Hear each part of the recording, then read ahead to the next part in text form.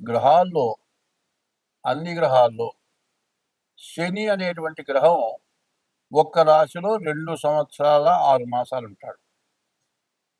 అన్ని గ్రహాల కంటే ఎక్కువ సమయం ఉండేది శని. అయితే శని యొక్క స్వభావం ఎట్లా ఉంటుందంటే, మనం చేసిన పాపాన్ని హరింపజేయడమే శని యొక్క స్వభావం.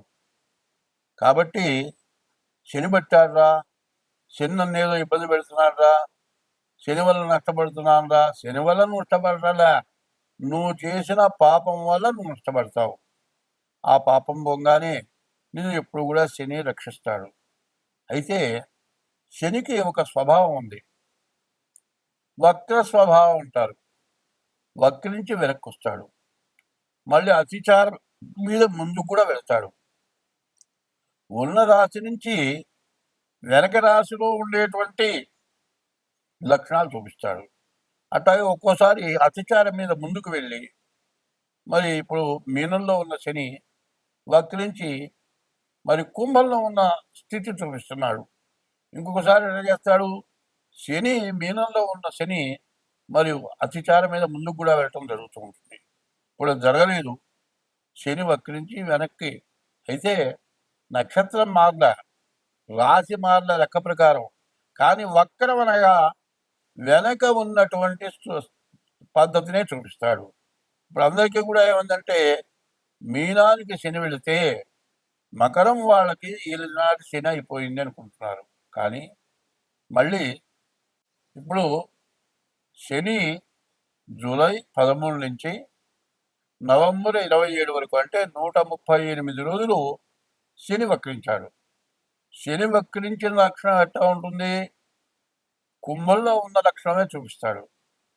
ఈ కుంభంలో ఉన్న శని మరి కుంభరాశి వాళ్ళకి సమస్యే, మకర రాశి వాళ్ళకి కూడా సమస్యే. అట్లాగే ఈ మకర రాశి కాకుండా ఈ కుంభరాశికి మకర రాశికి బాగా ఇబ్బందికరంగా ఉంటుంది. అనవసరమైన ఖర్చులు, నష్టాలు, కష్ట నష్టాలు, అనేక రకాల సమస్యలు అన్నీ కూడా ఇబ్బందిగా ఉంటాయి. అదే కాదు, దేశం మొత్తం మీద విపరీతమైన వర్షాలు, భూకంపాలు, రకరకాలైన ఉపద్రవాలు, నదులు పొంగటం, మరి సముద్రాలు పొంగటం, ఇవన్నీ కూడా రకరకాలైన సమస్యలు వస్తూ ఉంటాయి. కానీ ఈ సమస్యలన్నిటికీ కూడా అందులో కారణం ఏమిటంటే మన పాపమే కారణం. పూర్వం పాపం అనే దాన్ని పరిహారం చేయడానికి ఇప్పుడే చెప్పాడు, అన్నదానము కన్నా అధిక దానము లేదన్నారు. ప్రతివాడు కూడా ఎంత కష్టపడ్డా, ఎంత సంపాదించినా, ఎన్ని లక్షలు సంపాదించినా, ఎన్ని కోట్లు సంపాదించినా తినటానికి తిండి కోసమే సంపాదించేది. కోట్లు సంపాదించినా కోట్లు తినడు, లక్షలు సంపాదించినా లక్షలు తినడు. రాజాధిరాజే కొత్త రాజ్యం పరిపాలించిన అందరూ తినేది అన్నది. అన్నం కాబట్టి ఇంకో రకమైన రొట్టె ఏదోటి కడుపు నిండా ఆహారం తింటాము. ఈ ఆహారం తిని మనం ఏం చేసుకుంటున్నాం, ఈ ఆహారం తింటమే కాకుండా సంపాదించు బాగానే ఉంది. నీవు ఎవరికైనా సరే అంత అన్నదానం చేయాలి. అన్నం లేని వాడికి అన్నం పెట్టాలి. ప్రతివాడికి పెడితే, ఎవరికి పెడితే వాడికి అన్నం పెట్టడం కాదు పద్ధతి. ఇప్పుడు ఎవరింటో శుభకార్యం అయిందనుకోండి, తనతో సమానమైన ఐశ్వర్యవంతుడిని పిలిచి భోజనం పెట్టాలని చూస్తాడు. కానీ వాడు ఏం చేస్తాడు, నలుగురిలో కూర్చొని కడుపు నిండా అన్నం తినడు. అది కాస్త అది కాస్త అట్లా నాలిక రాచుకొని తిన్నాను అనిపించి పెట్టిన దాంట్లో 3 వంతులు పారేసి వెళ్ళిపోతాడు.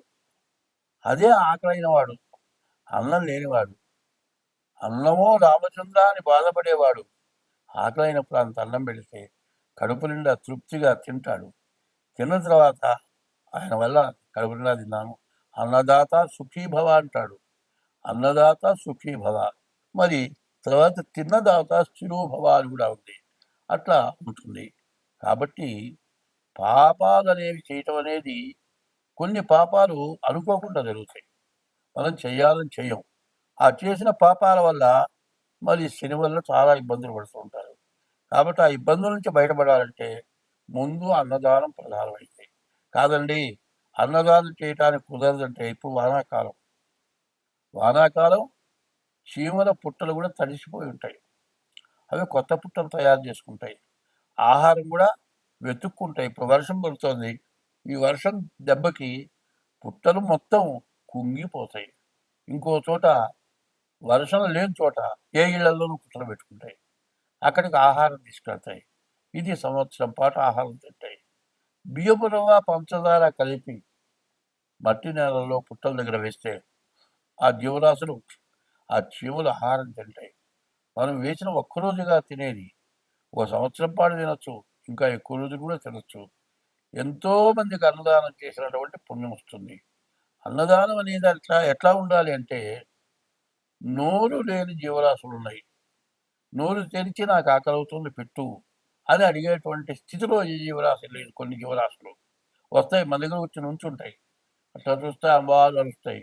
లేకపోతే భౌభౌ అని అరుస్తుంది కుక్క, అంబాను ఆవరుస్తుంది. లేకపోతే రామచిలక కీచుకిచుమంటుంది. ఇట్లా ఆ గ్రహ చెట్ల మీద ఉండేటువంటి పక్షులు ఈ వర్షానికి ఆహారం లేక తన్నుకుంటూ ఉంటాయి. అటువంటి వాటికి ఆహారం పెడితే మనకు సమస్త పాపాలు నశించిపోతాయి. అయితే పెట్టమన్నా కదా అని పెట్టడం కాదు, పెట్టిన తర్వాత మనం ఎటువంటి పాపం చేయకూడదు. తెలిసి తెలియక చేసిన పాపం వీటి వల్ల నశించిపోతుంది, కానీ మళ్ళీ పాపం చేయకుండా ఉండాలి. శని ఎటువంటి వాడు అంటే, తండ్రి కొడుకుని ఎట్లా శిక్షిస్తాడో తప్పు చేస్తే అట్లా శిక్షించేవాడే శని. అందువల్ల ఈ శని యొక్క ప్రభావం ఎట్లా ఉంటుంది అంటే, నీవు చేసిన తప్పుకి నీకు శిక్ష పడుతుంది. కాబట్టి ఈ మకర కుంభరాశులకి, మరి మీనరాశికి, ఈ 3 రాశులకు కూడా చెప్పాలి అంటే పూర్తిగా శని వల్ల చాలా నష్ట కష్టాలు రాబోతున్నాయి.